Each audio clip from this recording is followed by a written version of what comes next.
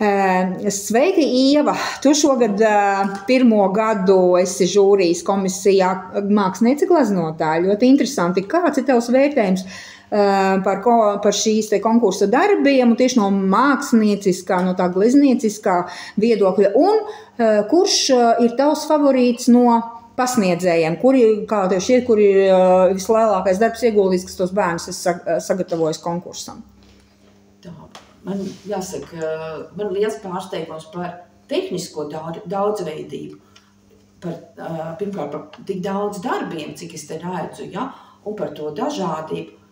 Gan tehnikas izvēlē, gan arī tas, ka darbs var būt glezniecisks, darbs var būt grafisks, darbs var būt telpisks un trīsdimensiju, un tās daudzās stikla iespējas, kur var izmantot gan spoguļu stiklu, gan krāsu, gan līniju.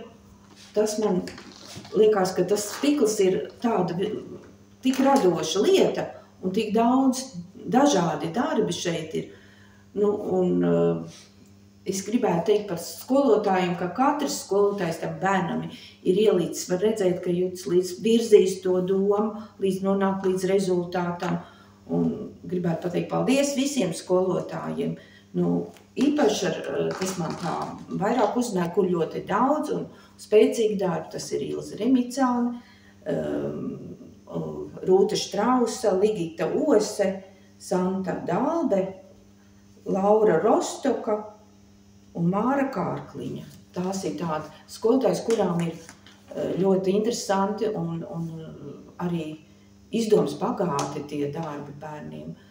Var redzēt, ka tas bērns ir pats taisījis, bet skolotājs drusciņu ar to domu, ar tehnisko izpildījumu palīdzējis, lai bērns nonāktu pie tik laba rezultāta.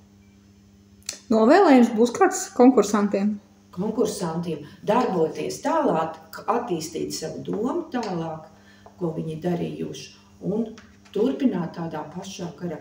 Man patīk, ka darbi, te ir gan skulptūrāli darbi, ja?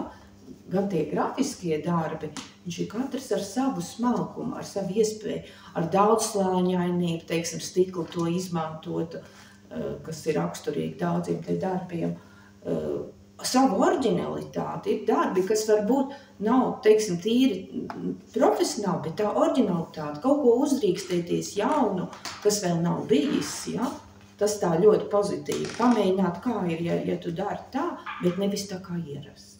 Jā, kad tad mēģinās, ja ne zaļā jaunībā, vai ne? Jā, tieši tā. Jā, Iela, liels paldies, tu darbi komisijā. Paldies un radoši veiksmi gan pedagogiem, gan audzēkņiem.